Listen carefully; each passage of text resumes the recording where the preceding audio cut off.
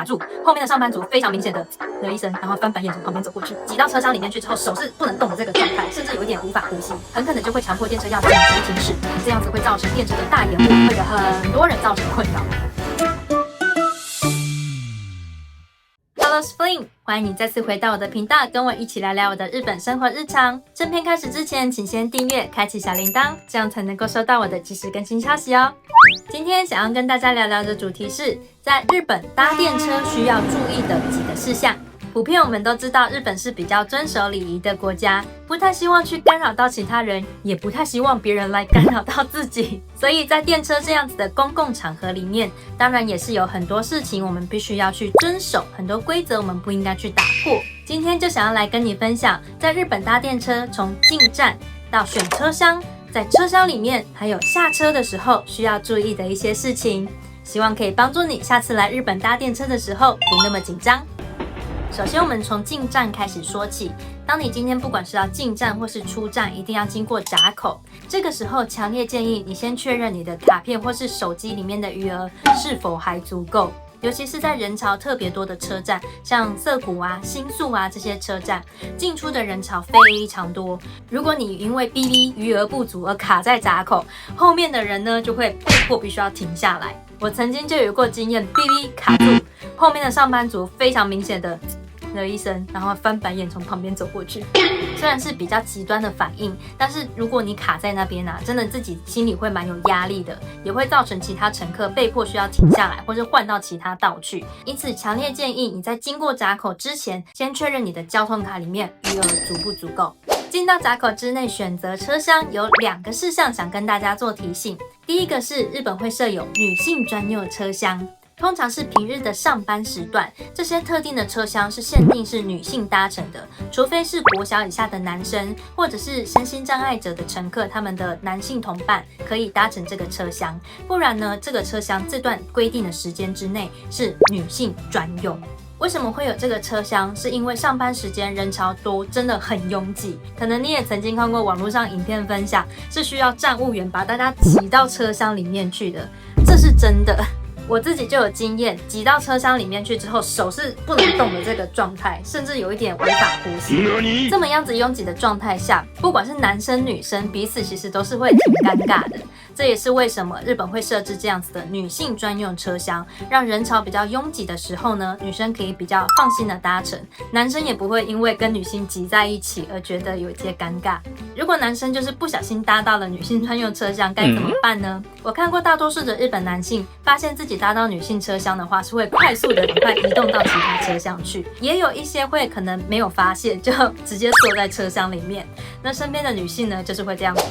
眼神不停的暗示，希望他赶快移动到其他车厢去。结论呢，就是如果你是不符合搭乘这个车厢的男性，在这个时间段上了这些特定车厢的话呢，请尽量就是移动到其他车厢去。第2个车厢的提醒点是日本车厢里面的空调设定，夏天当然就是冷气，那有的时候会设定的比较强一点，冬天的话跟台湾不一样，日本的车厢里面是会开暖气的，尤其是会在你的脚下面有暖气吹出来，会感觉到非常的舒服，但同时跟车厢外的这个气温是蛮大的一个差别，所以如果你穿很多的话，可能会瞬间感到非常的热。而如果呢，你就是不想要吹这么强的暖气，或甚至夏天不想吹太强的冷气的话，在日本会设有空调较弱的车厢。如果你是比较怕热或怕冷的话呢，就可以选择去搭乘这样子的车厢。进到车厢之后，座位使用的一些注意点，首先跟台湾一样，日本也会设有博爱座，也一样是如果车厢空的时候，大家都可以乘坐。如果遇到了真的有需要的人呢，就请把博爱座让给真正有需要的人。而另外坐在座位上呢，请尽量把你的双脚啊，还有你的手，就是尽量合并在一起，不要去干扰到其他旁边的乘客。再来下一点的提醒是，你坐到座位上了的话呢，行李尽量放在你的脚上，或者是你头顶上的架子上，请不要放在你的旁边座位上，害其他乘客不能够乘坐。而如果你今天没有坐到座位的话呢，你的包包啊、你的袋子啊，也请尽量就是放在附近的架子上，或者是就把它背到胸前，尽量避免是把它背在背后，因为你背在背后，你移动的话是很容易去打到其他乘客的。如果你有带大型的行李，不管你是站着或是坐着，都是请尽量要让它保持不要移动，不要去干扰到其他旁边的乘客。另外也强烈建议避开上下班的尖峰时段，像是早上的7点到8点半，还有下午的5点半到6点半，这段期间人非常的多。如果你带着大件行李或者是推婴儿车，在这个尖峰时段上下车的话，很容易遭到白眼。虽然说大部分的人很和善，可是我真的看过很多次，不管是推婴儿车或是带大件行李，想要挤到比较人潮多的车厢的时候，真的很多人会露出不悦的表情。而相信你自己也会很有压力，因此建议带大型行李或者是推婴儿车的话，尽量避免在这个尖峰时期去搭乘电车。其他在电车里面的一些礼仪，包括保持安静。其实并不会说完全限制你不能跟其他人讲话，或是不能讲电话，但是都请尽量保持比较低声的音量，不要去干扰到其他人。我看过很多日本人，他们其实还是会讲电话的，不过是会用比较小的音量，然后快速讲完电话，或甚至是下电车去把电话讲完。但小朋友其实小朋友发出一些声音，并不会太被苛责。看过很多日本的家长，其实还会小声的念书给小朋友听啊，或者是就是跟他们对话。不过就是要遵守基本礼仪，不要发出太大的声音去干扰到其他人。另外还有就是戴耳机的时候，也请尽量注意你的耳机的声音有没有漏出来，让其他的乘客被迫需要听你耳机里面的声音。而吃东西这一点跟台湾的捷运就不一样了。在日本的电车上，虽然不鼓励，但是是可以吃东西的。我看过很多日本人会吃比较方便饮食的饭团啊，或者是面包。但是如果是味道太重的，像是麻辣烫啊，还容易打翻，就请不要在电车上面吃。味道不那么浓烈，或是不容易打翻啊、弄脏环境的话呢，在电车上安静的吃是没有问题的。但是请尽量避免在很拥挤的时候去吃东西，这个是太容易去干扰到其他旁边的乘客。很重要的还有，吃完东西垃圾一定要自己带走，不可以留在车上哦。而大电车上下车也有一些礼仪要遵守，像是上车的时候呢，要排在车门口的两边，等里面的人全部都出来之后呢，你再进到车厢里面去。下车的部分，如果你还在电车里面还没有要下车，但是你站在车门口，请你尽量往旁边移动，不干扰其他乘客下车。或者是我看过比较多日本人的方式是先下车，让后面的乘客都下去之后，你再重新上车。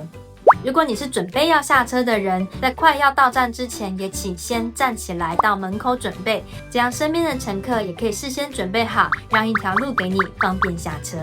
最后是要注意月台的间隙。日本有一些车站，电车跟月台的这个间隙真的很大，甚至可以大到小朋友可能会掉下去的程度。所以上下车的时候真的不要抢快，带着小朋友或是老人家的话呢，也要协助他们注意脚下安全。而今天不管你是上下车的时候，或者是电车还没进站的时候，不小心有任何物品掉到铁轨上，都请不要随便按下紧急按钮。